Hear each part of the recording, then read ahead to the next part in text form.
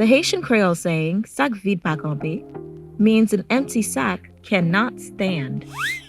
The lesson behind this is that you need to eat to have energy for your activities. Just as an empty sack cannot stand, your body needs food to keep going.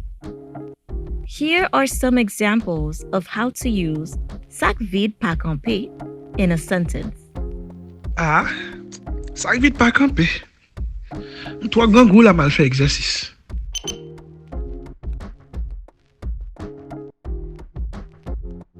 Ou pas de force pour travailler si ou pas manger, sac vide pas camper.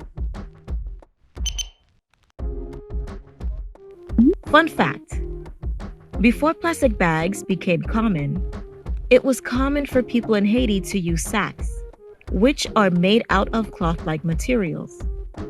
Those bags are heavier than plastic bags and are even more likely to collapse to the ground when they are empty compared to plastic bags.